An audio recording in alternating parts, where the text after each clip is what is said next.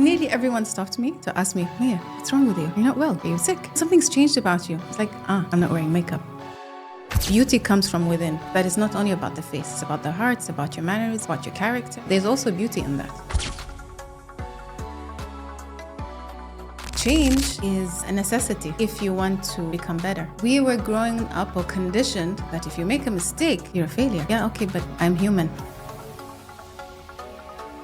My friends were there, my family were there, but there were times where I was completely alone. I just have no one but myself. What was your thought process? The story that I wanted to share is Mayya Al Said is a well-known influencer in Oman that needs no introduction. In this episode, she tells us about her childhood, what was it like going to boarding school and how it shaped her. We spoke about the first time she decided to go to work with no makeup on, and we also spoke about what are the true measures of beauty in a woman. Alright, before we kick off with today's episode, if you can subscribe and like this channel, I'll truly appreciate it, and it'll help me bring you more and more high performers to the show. This is the High Performance Mindset, and today's guest is Mayya Al Said. Enjoy this episode.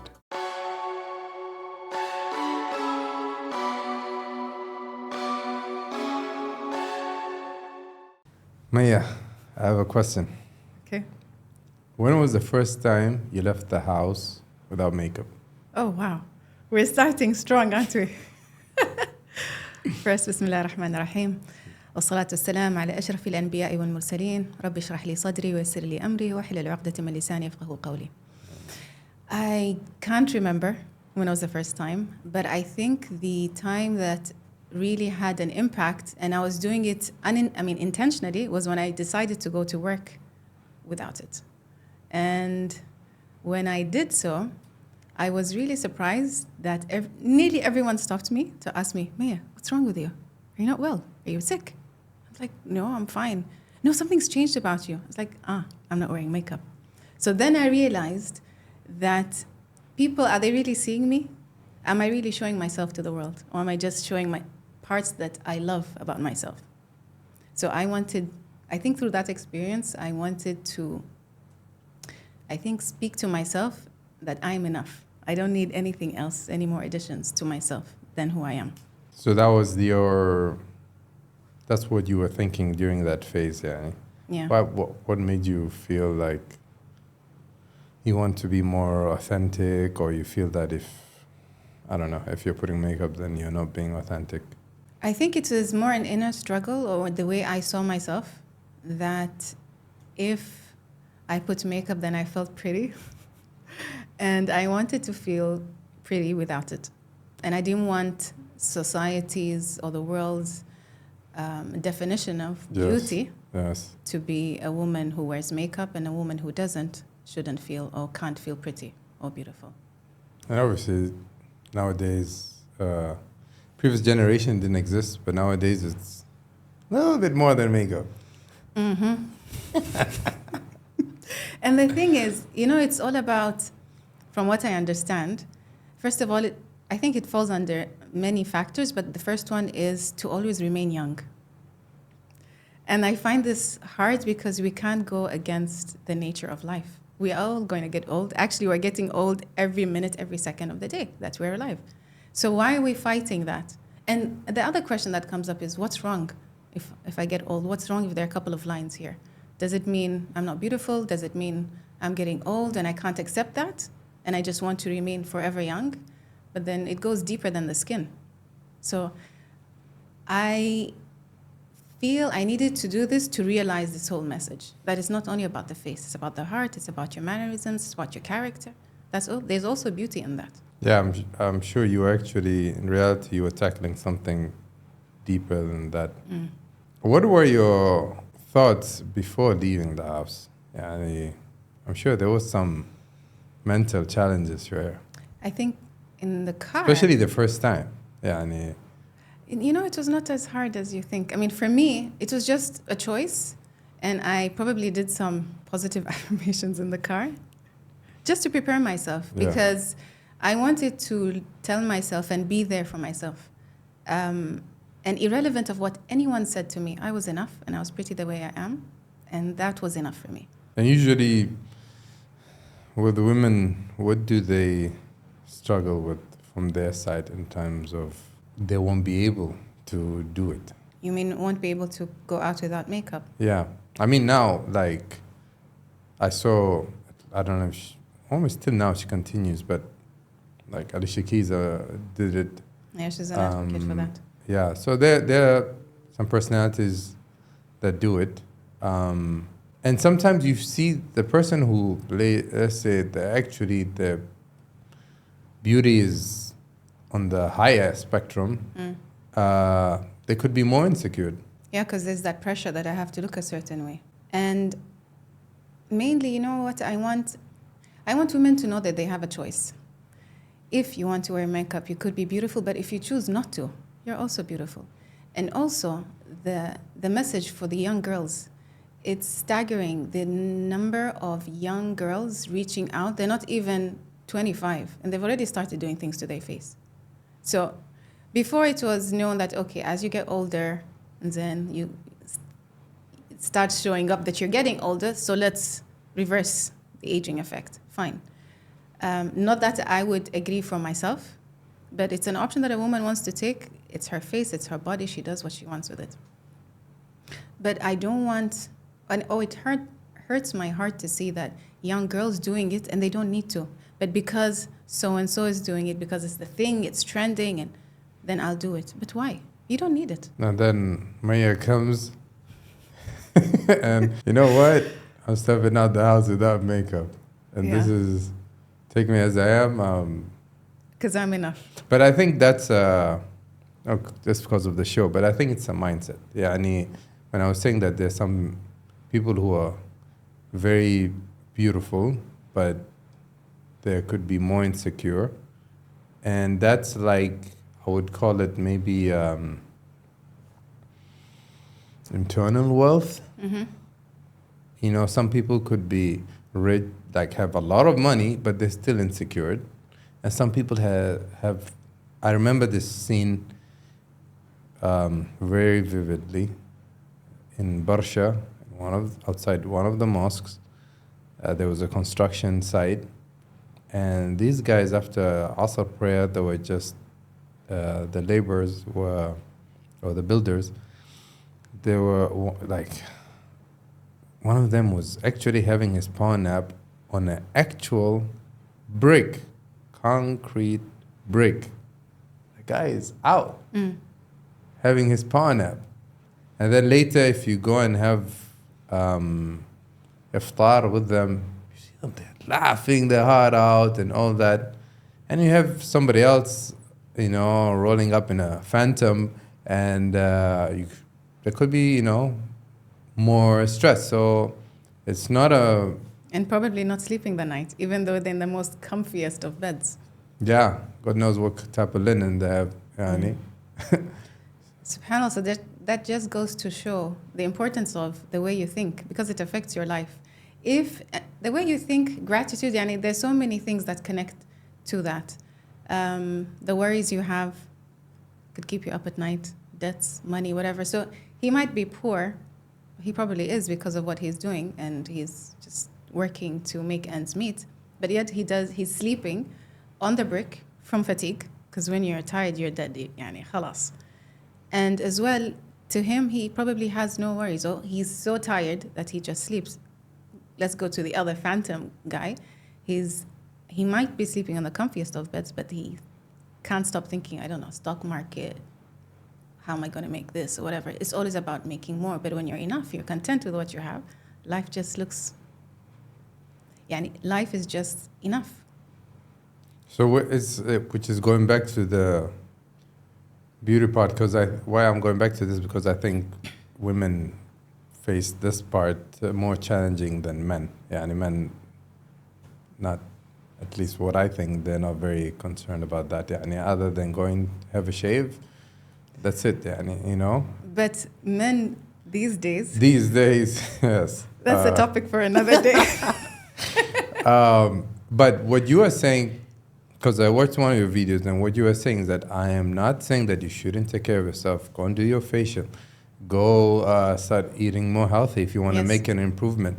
Even in your face, like if you improve what you eat, if you start working out, all this. And plus, we became such while everybody and everything on social media is focusing on how you look, there's not much content focusing on the inner side, beauty, you know, and that's very relevant. And it really plays a huge role in how beautiful you are. يعني if you're looking يعني مثلا for a woman, if you're looking for a man to find you attractive, مثلا, two things. One, of course, there is the physical beauty, which even a woman with hijab, you mentioned, which I agree, has her own different type of beauty that, of course, only the right, I wouldn't say right people, but only the right people, the right people who appreciate that, right, would see it. And then whoever doesn't see it, then they're not for you, يعني. And accordingly, you're going to attract, the other type of guys. So it depends who you want to attract. So there is that, that if you wear hijab, it's not like you're going to become less beautiful. I really don't feel it The reduces the beauty measure aspect. in that aspect.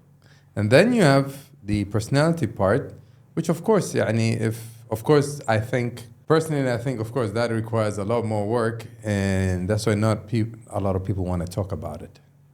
So that's why maybe some of them, going back to the point you mentioned, hide behind that insecurity. So they focus on the physical aspect. And yeah, right, it's the physical, like the whole package. We just focus on the face. Yeah? True. And because the face is what people look at, the eyes, whatever, all the facial features. But also, as you mentioned earlier, there's the physical part, taking care of yourself, and embracing the fact that beauty comes from within, from your heart, from what you put in your body, the way your skin, all the minerals and everything that we eat, it shows up. So if you have, for example, a face that's full of pimples or whatever it is, go treat it, don't cover. Treat so then you can embrace your natural beauty. What I think one of the messages that also I'm trying to send is that we don't have to abide by the standard beauty definition put by others. You can set your own standard, whatever it is. For me, it's going back to my faith. It has set a certain standard for me to live as a Muslim woman, and I choose to follow that. And I want to know that many women can also show up as they're supposed to show up and as they feel comfortable. If a woman feels comfortable going out with a full face of makeup every single day, that's her choice, but she also has a choice not to. And that is also considered beautiful. One thing I realized was, I mentioned this a lot because it's a moment as well that came with me accepting myself as I am and then others accepting me. And that was so I've always had, I call them my big bushy eyebrows. So I've always had these very defined eyebrows that I've inherited from my dad. And it never bothered me. When I was growing up, Mayya, it's fine, you have beautiful eyebrows. And then until people started noticing them. And I told myself that I wouldn't do it because back in those days, you would only do have your eyebrows shaped when you were getting married. So if not, then a girl who hasn't had it done, back in those days, I'm talking about 90s. So if you haven't had it done, then you're not married, okay? So this was like a code within the women. I never knew that, but okay. So I remember walking once into a shop. I think it was my brother's birthday, and I wanted to get him a perfume. So I walk in, and this lady there, she goes, I told her I want to buy a perfume for a male family member. She's like, I'm sure it's not your husband. And I think I must have been in my 20s or something. So I was like, how do you know? She said, you haven't done your eyebrows, look at them. I'm thinking, you're judging me from my marital status because of my eyebrows. Then, so I was pressured to get them done when I got married, because that was what was done. And then I continued to do them, and my face just kept changing because there's such a uniqueness. Yeah, of me. So every time you see me, I look different because the way you shape them. Okay, so I looked at myself, Hisham, in the mirror, like, who is this? Because I've known my face to be a certain way for so many years, and suddenly it's just every couple of weeks when the hair grows, it kept changing. I kept it up until I became pregnant with my first daughter. And then something in me said, Mayya, you can't do this anymore. Yani, Allah has blessed you and you're now pregnant. And here you're doing something that's تعتبر يعني, like a big sin that we shouldn't be doing as Muslim women. So I decided at that period of time that I can't keep doing this. So I'm stopping it. And Hisham, it was one of the hardest decisions. It was even harder than wearing the hijab. Why? Because I could see it growing. Now it's been, I don't know, a couple of years. I haven't seen my eyebrows fully grown in that time. And every time I looked in the mirror, it was that, Mayya, look at you're ugly. Mayya, look at your, كذا. And then I decided, no, I'm going to do this. It's hard. Allah will make it easy for me. After a couple of years, خلاص, they're fully grown, fully هذا, went to Malaysia. Hisham, everyone, it was like Allah subhanahu wa ta'ala was sending me a message. He said, May, you did this. Every time we'd go somewhere, everyone would have to tell my husband, your wife is so beautiful. Thinking, what's happening? Every time we go out, restaurant, shop, anything, baqala, whatever, I'm there. Sir, your husband's so beautiful. Sir, yeah, your wife is so beautiful. I'm thinking, what's happening? So that's where in Malaysia, which is why it's one of the most, the countries that has an impact on me, is because there Mayya realized that she was beautiful even with her eyebrows. I realized that once I accepted myself as I am and I was confident, naturally, subhanAllah, others will accept me for who I am and see that beauty that Allah has blessed me with. Although, alhamdulillah, Rabbil Alameen, I don't go out and say, oh, you see, I'm beautiful. I don't. It's never my motto, but the fact that I am who I am and it's enough, and then others see it as beauty, others see it as whatever they see it, totally honest, it doesn't concern me. I don't want to be bothered what other people think of me in terms of my beauty and my worth. I know my worth. I don't need you or anyone else, with all due respect, to come and tell me. And I think that's an inner strength. But had I not gone through that struggle, through seeing myself and accepting myself, I don't think I'd be the Mayya who I am today. Yeah, most people they go through a struggle and back off. And then go back doing what it is. Of course. Because that's where you see the mental strength. But you don't know you have it until you go through it. So one of my favorite quotes is, grow through what you go through. Or whatever you're going through, just grow. Accept the lessons, accept the defeat, learn from them. And I've managed to apply that mainly as well when I got divorced, which was another aspect that shaped who I am today. Great. So now I want to go back to your childhood, because the Mayya we see right now, this mindset, I see discipline, mental strength. This didn't happen, mashallah, yani. It didn't happen overnight. It didn't happen just when you're an adult, فجأة كذا, you know, or after the divorce, my mindset became strong. No, didn't happen overnight. So I want to go back to your childhood. 8 years old was when you started playing in the Royal Oman Orchestral Symphony Orchestra. Symphony Orchestra. It's long, it's okay. It's long. Right, so you started playing which instrument? The violin. When did you stop playing the violin? When I was 8. على طول يعني the orchestra. أيوة. Hi, wait. كيف يعني? You learn how to play and then you play with the orchestra. ولا على طول? No, when the recruitment happened, they recruited people to be part of the orchestra. So when you first join, you are given so many tests just to know what instrument would suit you best. Interesting. Okay? So you are shaped to become a musician. If you don't have the skills, the musical ear, the rhythm, then you're not taken. It's just that simple. And how did you land at the violin? That's a funny story. The advert was sent out in newspapers back in those days. So my mom had bought me a small keyboard, and I just kept playing. She could see me. I was always playing the piano. So when she saw this ad, she's like, and I was 8, huh? So she's like, Mayya, do you want to join? Of course I want to join. Tell me about music? Of course I want to join. So I joined. And I was the youngest one. And to this day, I remember people saying, Mayya, when you sat in the chair, your feet didn't reach the ground. So I was chosen, I think because of my long fingers, I was chosen to play the violin.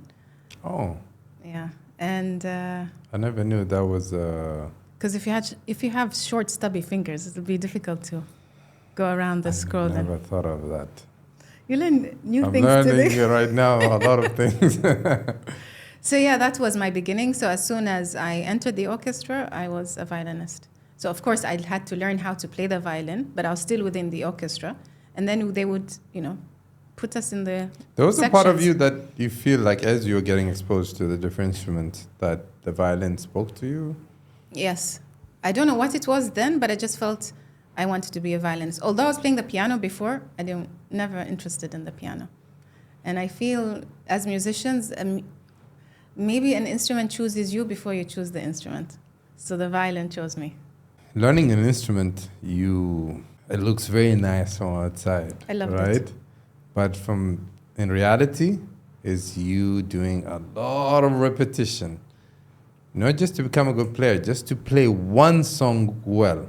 Because you're playing in an orchestra, you can't have a split-second delay. Otherwise, you're going to mess up everybody.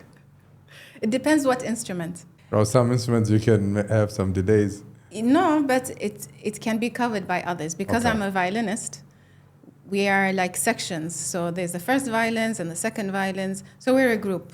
So if one of us makes it's okay. It'll be covered. But of course, when we stop, we all have to stop together. If one continues playing, of course, that's obvious.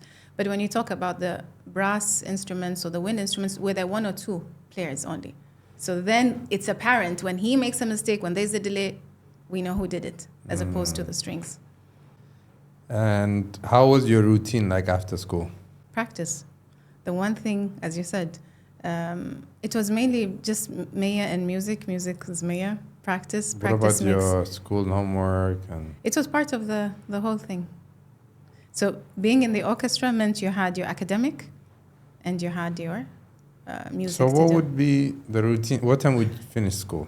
I don't remember. Try and remember, please. Okay. I think it would be the usual time, 2:33. Okay. And it was back in, now we're talking 1980s, because I joined the orchestra 1989. Okay. So it was late 80s, early 90s. It was always in Halban. So then I'd have to drive back home. And I used to live in Rui back in those days. So it was an everyday. Where's Halban? Halban is Barka side, Oh. past Barka. Wow. Until it became a boarding school. Then I used to stay as a boarding school and go home only in the weekends. Yeah. So then it still ended at the same time. And because it's boarding school fun, my friends are there. We stay together, we eat together, we play together. There was always a time for practice. So what age did you get in the boarding school?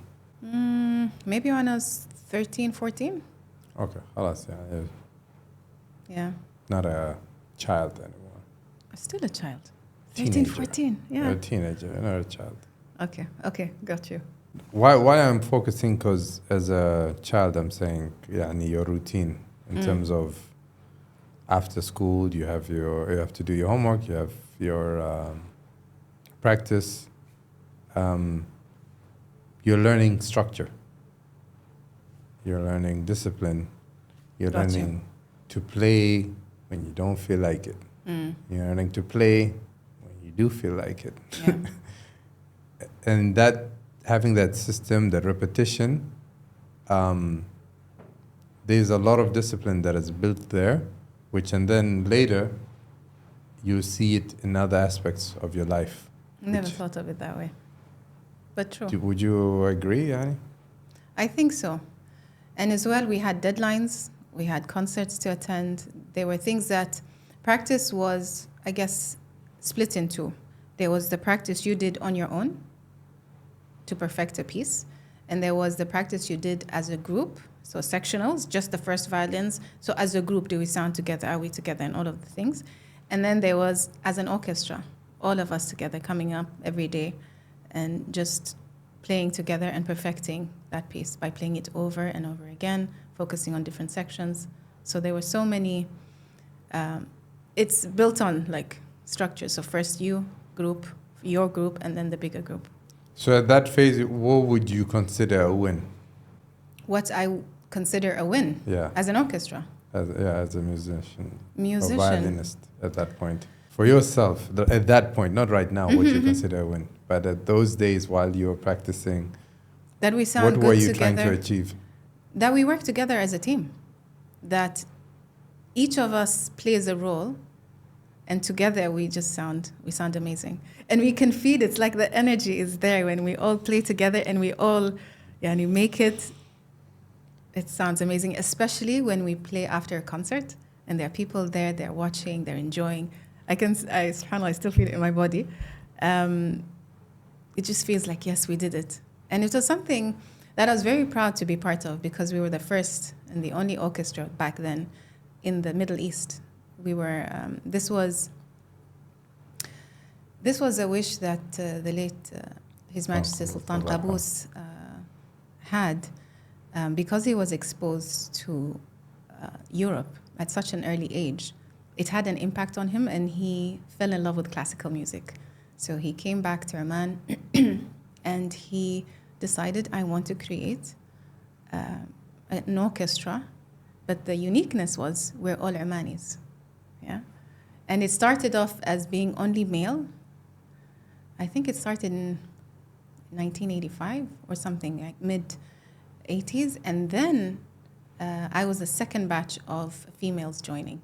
So the first batch was 1988, and they were doing yearly recruitments, and I was the second batch, 1989. Yeah, I think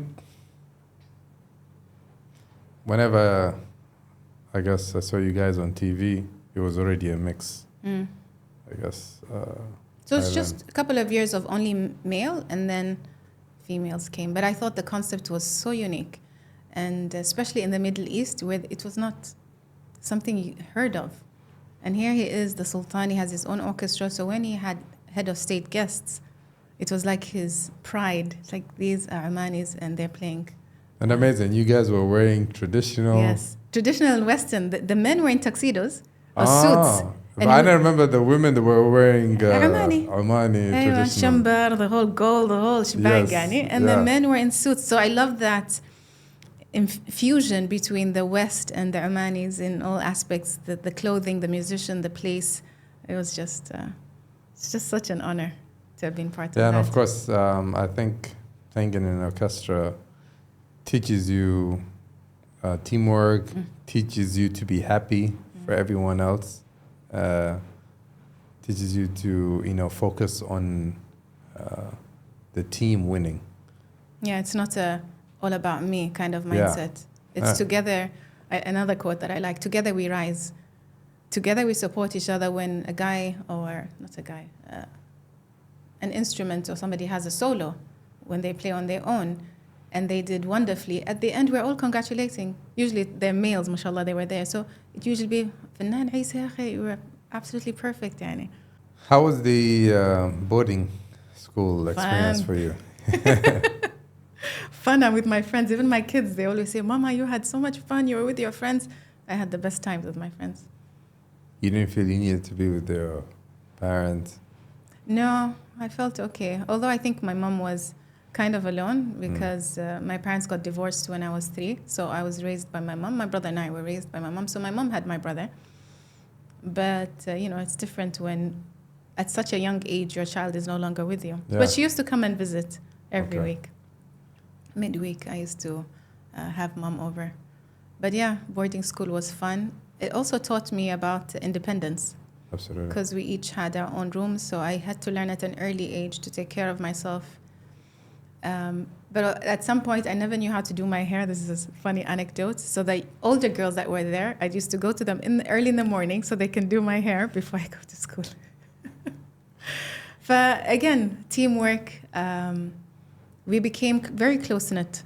And the friendships I made when I was 8, 9 are still my best friends today. MashaAllah. What is it called? Growing up, who did you used to look up to? Like in terms of either real personalities or fictional? Did you have any personalities you used to look up to? Or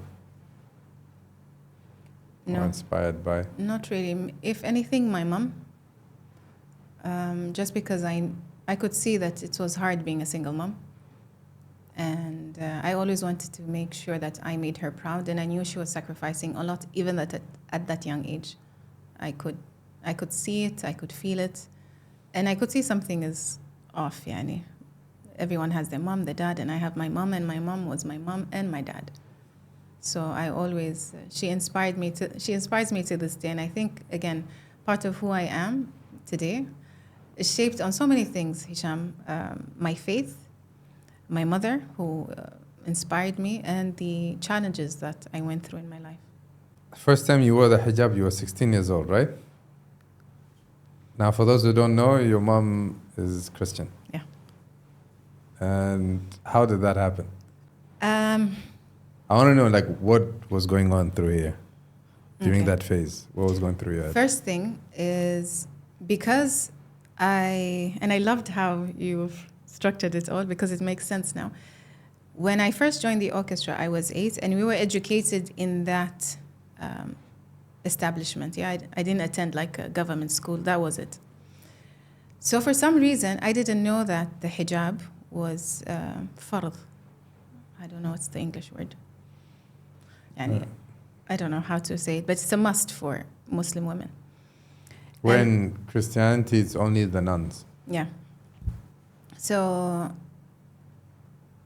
because I think Allah has always been in my life and always was protecting me and guiding me, some people realize it and take action upon it, and some people just choose not to, which is fine. But anyway, at the age of 16,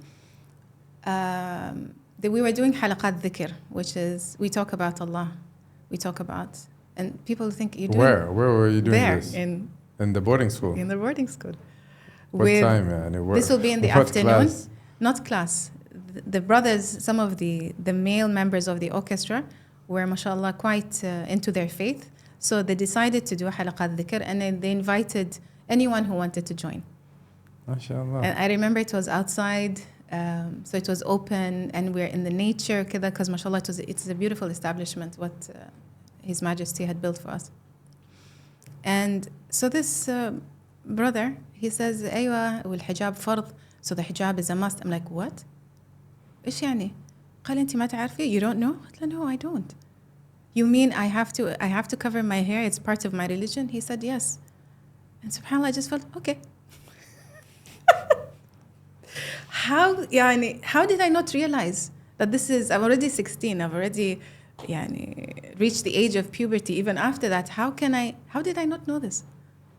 And I live in an Arab country.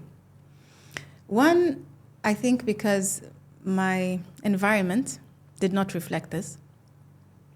So when I came to understand that this was wajib, that I had to do this, I decided in one of these summer trips, because when His Majesty traveled to Europe, he would take us with him. So in one of the trips, I think it was in 1996, I decided, you know what? We were going to the UK. I'm going to wear the hijab. And everybody's like, Mayya, we're going to the UK. Why are you wearing the hijab? Usually it's the other way around. You see where this is going? So then I told my mom, I said, Mama, yeah, there's this trip. So she'd help me pack or kida. I said, yeah, but there's one thing we need to do. She's like, what? Look, we need to go buy scarves. She said, yeah, what are you talking about? I said, I want to start wearing the scarf. She said, you can't be serious. I said, no, I'm very serious. And then she goes, okay. So we go, and those days we didn't have shops that sell scarves like they do now. You had to go buy fabric, take it to the tailor. It was a whole story. We got it done. 1996, Mayya goes to the UK. She starts wearing the scarf. But I don't start wearing it fully like I am now. I used to wear it just half. My hair would show. I'd wear short sleeves like, I don't know, I was taking Deen at my own pace. But I think it was important for me to go through it. And the beauty of it is nobody forced me. I think it was just as I said, I found out, I thought, okay, it's something that I can do. With the help of Allah subhanahu wa ta'ala, I did it. But again, another challenge. Why? Because I was not expecting for so many people to oppose the idea for me of me wearing the hijab at that young age. Which people opposed it? Family. As much as my mom was supportive, when I came back from that trip, I had already made the decision. And it was khalas, it was 2 months or 3 months, and it had already progressed, yeah? So I'd already made the decision that this is who I wanted to be, and it didn't sit well with her. Why? Because she felt maybe I'm too young. And then my mother's a Christian background, so it's completely different. She felt I was too young, but when she saw how insistent I was of this decision, she said, then may I only ask of one thing? Yes, Mama, don't wear black. Okay. She felt at that young age, just because black to them is something you wear when you go to funerals. So she said, don't wear black. So I was always wearing colorful, but not black. And then there was the external family members. Why are you wearing hijab? You're too young. Too young? أنا ضامنة يعني I don't know how long I'm going to live. So if it's something that I can do, I'll do. And I remember one cousin, it was Eid. Even يعني every event, people are just looking, is Mayya going to wear the hijab or not? خلاص, I've already made the choice. So there are two incidents. One, I remember coming out of, or going to a house and my cousin was coming out. She's like, Mayya, please, يا أخي. I was like, what? She said it in Arabic. أمي بتشوفش بتقول شوفي Mayya لابسة الحجاب. She goes, so my mom will see you. She goes, look, Mayya's wearing hijab. Look at you. So I said, I'm sorry, but this is... Sorry, yani, if you're going to get, you're going to get it. So there was that. And then, funny enough, there was an older lady. So she saw me, and she's like, oh, mashallah, you wore the hijab. I'm like, yeah, auntie, I did. She goes, you won't be able to keep it. Wow. I said, wow, what? talk about being supportive. What do you mean, auntie? She says, no, I tried, and I didn't, so you will not either. Wow. And that just... Yani gave me that motivation to be even more committed to this. You know when people tell you can't do something? You're thinking, do you know me? Do you know what goes on in my head? You have no idea who I am and what I think. I said, okay, Mom, I said, no, auntie, pray for me, inshallah, I'll be able to keep it. Nice. So a couple of Eids later, I say this. Couple of Eids later, as in years, I say this auntie again. And then she goes, and she was wearing the hijab. So she goes, oh, look, Mayya, I wear the hijab. I said, oh, mashallah, auntie, I'm so happy for you. And so that was that. Come again a couple of Eids later, I see this auntie, she's no longer wearing the hijab. So she was trying. So she was trying, but here's the thing. She took her experience and judged me or told me that I wouldn't be able to do it. And that's another thing I learned, that I can't have people telling me what to do. And I learned that at a young age, so the hijab liberated me and taught me so many things. One, that I had the power to choose at the age of 16. And I had to go against people who were really dear to me, like my mom, to stand up for what I truly believed in. And then the society. So it was, when I see challenges, Hisham, I see it as Allah is telling me, do you really want this or not? So when these people were coming and challenging me, oh, you can't do it. Yes, I can. Watch me. Alhamdulillah Rabbil Alameen. It's been so many years and still here. I mean, a lot of us, we try and look for the excuse. And when we find it, we hold on to it. But clearly, you're trying to not look for it. And mashallah, what I see is you try to live by your values as much as you can, yani. May Allah strengthen you and keep you sincere. All right. I want to know your spiritual journey. Because before you deciding to wear the hijab, I'm sure there was already love for Islam that was already there. that gave you the strength, whether love for Islam or love for Allah subhanahu wa ta'ala, okay, or love for the Prophet sallallahu alaihi wasallam, which I never knew about these concepts until I was turning 17. Before turning 17, the summer of turning 17, I didn't know the concept of worshipping Allah subhanahu wa ta'ala from out of love and not out of wanting heaven or running away from hell. Before, it's like either this, do this because you're going to get thawab, you're going to go to heaven. Don't do this because you're going to get dunub, you're going to go to hell. But when I went to Yemen that summer, I went to Tarim, I went to Dar Mustafa. That's where I learned about that the most important is worshipping Allah out of love, because that's the base of His relationship with us. And second is focusing on loving the Prophet ﷺ. And whether loving Allah subhanahu wa ta'ala or loving the Prophet ﷺ, because if you don't love the Prophet ﷺ, you won't follow him. And so I'm saying whether it's loving Allah subhanahu wa ta'ala or loving the Prophet ﷺ, you need to know them first before. How can you love something that you don't know? You know, you can say it, but there's no substance. There's nothing there, really. Maybe you know from the outside, but you don't know much to back it up. So that's what they were focusing on there, which was something completely different from how I was raised or from school or whatever I was exposed to before that. That's why, and I understand later that the most powerful, I would say, force is love. Because when love is there, sacrifices can be made. You know, you could say fear is the biggest driving force. I would say love is stronger, because if love is there, you will overcome that fear, or you're going to do whatever it is, sacrifice, regardless of how much you're scared for the person or for whatever it is you love.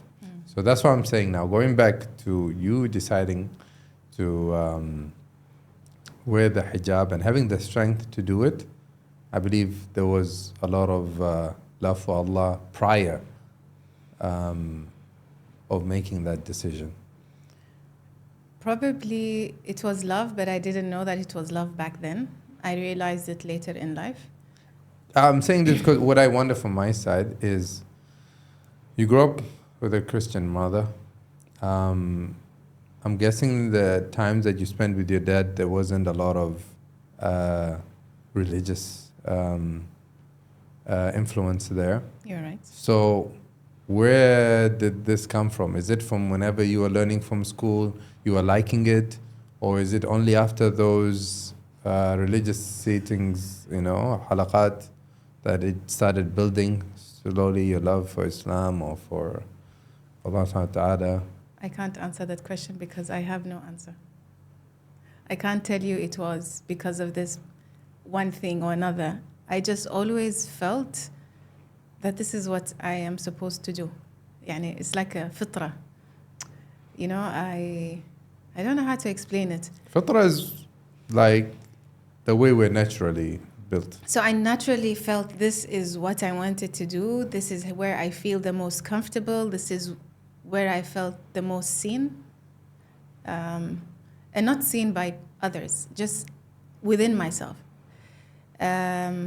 Which, hey, that is the most important, is you feeling that you appreciate yourself. Oh, you matter. To yourself, though. Yes, to yourself. There was one ayah, we used to live in Rui, and there was an ayah, I can't remember exactly the ayah, but I remember the message is that, and I don't remember what surah it is, but the ayah is saying that if you forget me now, then, so Allah speaking to us, if you forget me now, then on the day of judgment, I'll forget you. So to me, that ayah has carried me through that I should never forget Allah subhanahu wa ta'ala. Because if I do, then on the day of judgment, when I need Allah subhanahu wa ta'ala the most, I always need Him, but on the day of judgment, we want His mercy, we want His maghfirah, we want to get to heaven. And if He does not remember me because I did not remember Him, it's a choice I'm making in this dunya not to remember Allah, then He will not remember me when it's supposed to matter. So that, I think, is something that pushed me through. And I think remembering should reflect in either stopping whatever sins or whatever Allah doesn't want us to do, or remembering Him that we make more deeds and we do more or not doing it in the first things. place because He's always watching. No, doing more good things. Uh-huh. You know, like, because one of the regrets on Judgment Day is that I didn't do enough deeds. Yes. So now you have to have that. I have the opportunity now. Yeah. Because a lot of, like, there's no way we're going to stop all of our sins. And that sometimes becomes a huge barrier in terms of making a decision of, let's say, becoming better or getting closer to Allah or practicing more Islam. Is that we're waiting for that part where we're ready, the moment where we're ready to be perfect. It's not going to happen. And whatever you're going to stop, let's say physically, you still have your heart problems. So one thing good you can do is وَاتْبَعَ السَّيِّئَةَ الْحَسَنَةَ تَمْحُهَا. After you do a sin, do your best to straight away do something good. And as much as we all have different strengths and weaknesses, everybody has their sin. Yes. Right? And each one who has their sin looks at the other person's sin as that, no, that's not a big deal. What I'm dealing with is the big deal, you know? Because I can do whatever they can do. I can, sacrifice it and let go. It's a bit of a challenge, but I can do it. But what I'm dealing with, that's the real challenge. And everybody has this way of judging others. And where we shouldn't, I feel. Which we shouldn't, which comes to the topic of haram police. Where do I begin? It seems this haram police came mainly in social media, when people behind a name, no face, judged you for, I don't know, for looking a certain way, for doing or saying a certain thing, which to them felt, again, this is not my weakness, it's their weakness, then let's blow it up. And why are you doing this? And da, da, da. That's why I am so grateful to Allah subhanahu wa ta'ala that He is going to judge us and not people. Because He knows your intention. Whatever I look like, whatever I said, Allah knows my intention. He knows what I meant with this. The way you take it, unfortunately, I cannot control how you take the message, how you see me, how you think. All I can control is how I think, how I react. And knowing that Allah subhanahu wa ta'ala is the,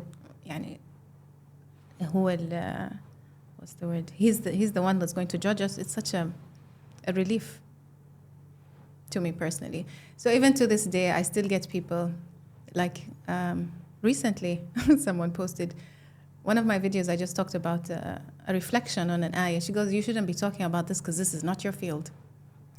The Quran was sent for everybody.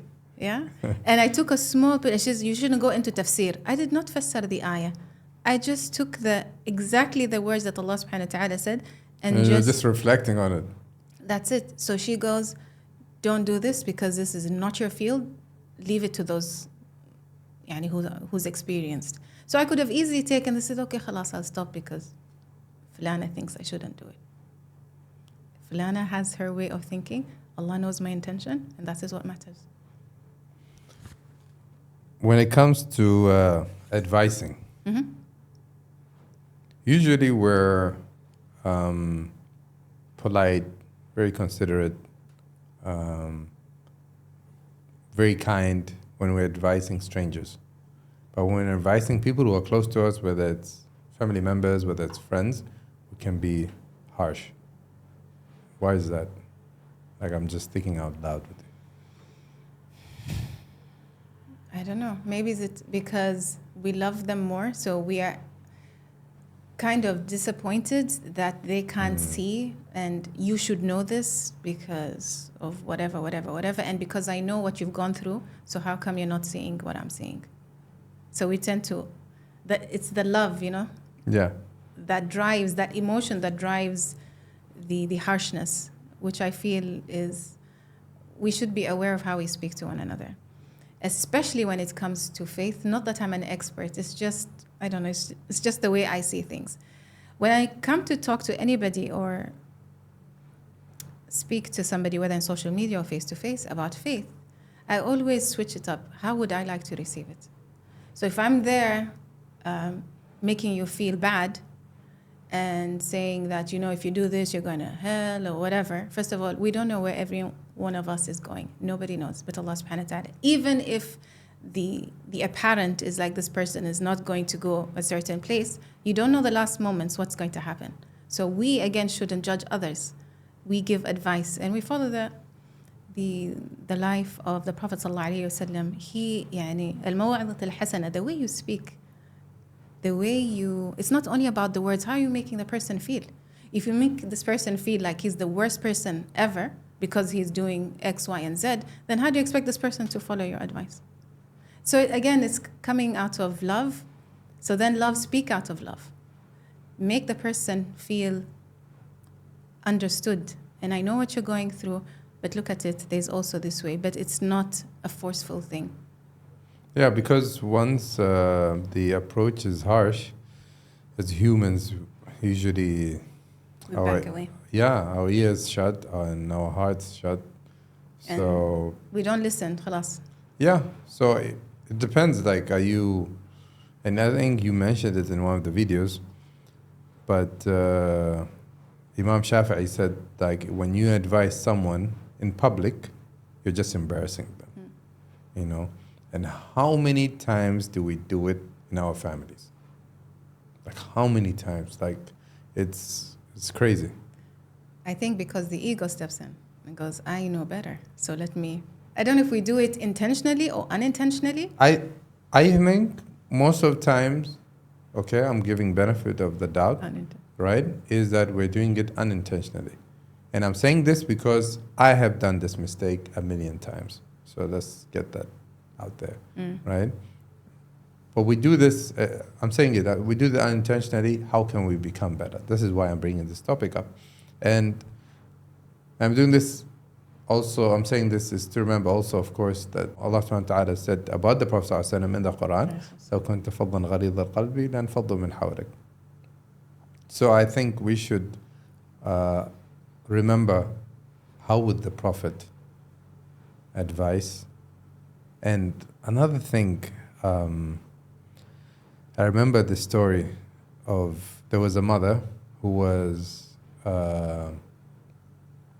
wanted to complain or went to the Prophet and complained that, my son is so obsessed with poetry, right?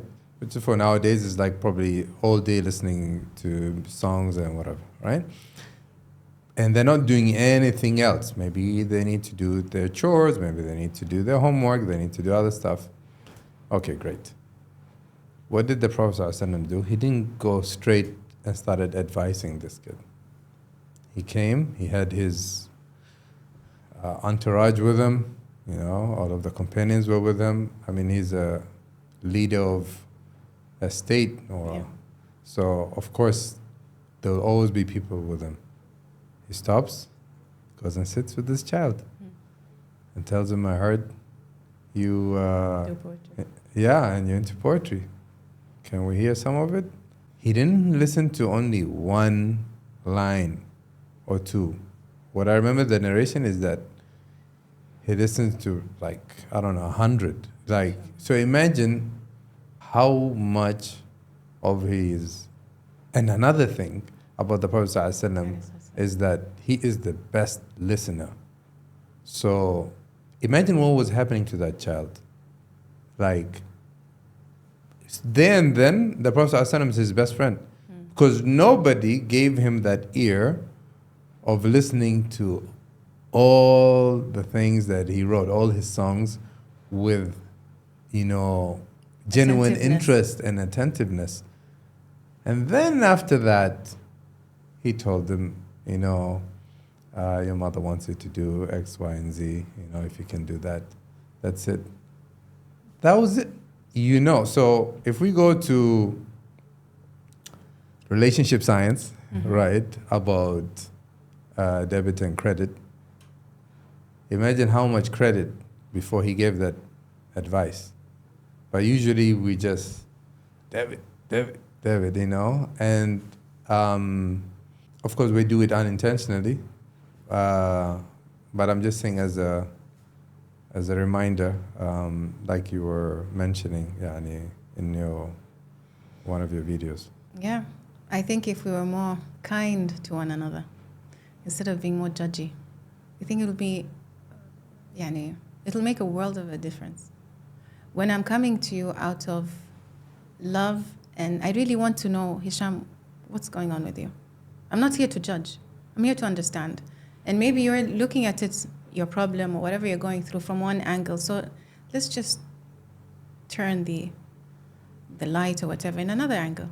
Did you know that you can do this? Did you know that there was this? Instead of just being, you're doing it wrong, you shouldn't do it, why are you doing it? Oh. Again, what's the ultimate outcome? You want that person to get the advice, and your intention is for them to change. So change your approach. If you're doing it one way, it's not working, change your approach. Yeah, usually we would say something is wrong with that person and not with my because we approach. don't like to take responsibility. We are never wrong. We have this in us that it's always the other person. It's that victim mentality. I'm doing right. Huwa al-ghaltan. They didn't listen. And it can be applied in all aspects of life. Once you start taking responsibility, you realize that you're not perfect. You make mistakes. You need to be humbled. You need to apologize. You need to change. Nobody wants to change because change is hard. I just like being who I am. If someone has a problem with it, let them deal with it. I'm not going to change. And I feel if we apply this in aspects of religion, our relationships, work, we need to realize that change is a necessity if you want to become better. We were growing up or conditioned that if you make a mistake, you're a failure. Don't make a mistake. In your exams, pass. You can't do bad.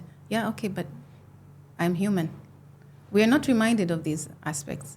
And maybe it was not spoken of like it is now, personal development. Of course. Your challenge, as I've come to know now, and as I reflect on my life, my challenges are what changed me to become better. If I did not go through those challenges, if they did not break me in any way, then I wouldn't have changed. I wouldn't have evolved. I wouldn't be confident in speaking or even talking about this beauty, going out without makeup. Maybe it would have been a limiting belief within myself in whatever shape or form or whatever I was going through. But the fact that I did go through and it changed me, so I now, it's funny to say, I welcome challenges. I don't like them. Nobody likes to be challenged. Nobody likes to be taught a lesson. But then I realized that I was, subhanAllah, maybe I was put in this, or this is going through, or it's happening to me because there's something I need to change. And if you realize, or if one reflects upon their life, sometimes you keep getting the same challenge in different forms, same thing, because you're not learning the lesson. So Allah's just giving it to you again, maybe in a different, but the core message is you need to change, and you don't change. All right, going back to your spiritual journey, Mm-hmm. I'm sure there was like ups and downs, and there was a lot of growth happening. How would you describe it? Let's say starting from 16 and how you were going, and then you started progressing here, and then you started learning about different aspects. So how would I describe my journey to Yeah. to Allah, to Islam? Yeah, from 16 till now. I'm still learning. I'm still evolving, and there are always going to be ups and downs. It's just part of us as humans and of this relationship. We're not always going to be on a high. We're not always going to be on a low. We're always going to go up and down. But the one thing I remember, or the one thing that I want to remember, is that Allah is always there. in your lows, in your highs, all you have to do is reach out to Him. Even if you stray away, always know that you can always come back at any time as long as you're alive.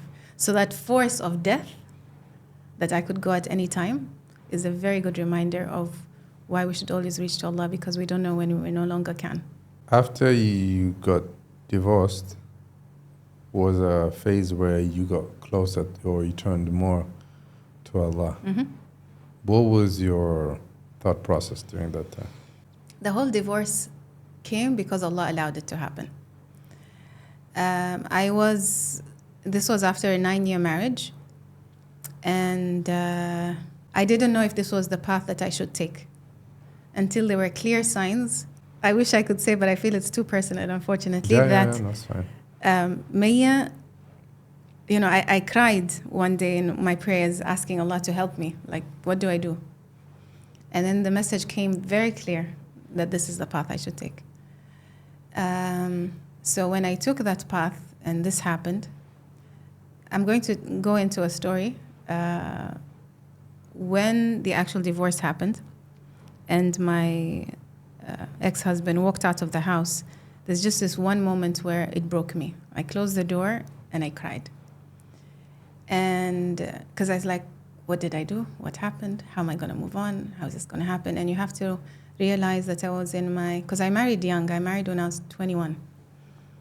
So by the age of early 30s, late 20s, this was when this happened. And so I cried. I had my cry. Now, you know the quote, this is the bed you made, now lay in it. I knew that there was no playing the victim anymore. It's going to be hard. I'm there. I'm going to go through the trenches. I'm just going to take it day by day. That's as well when I found out about when I started my fitness journey, because it was either that or I go to therapy. I was like, I'll go to the gym. Because I needed that stress reliever.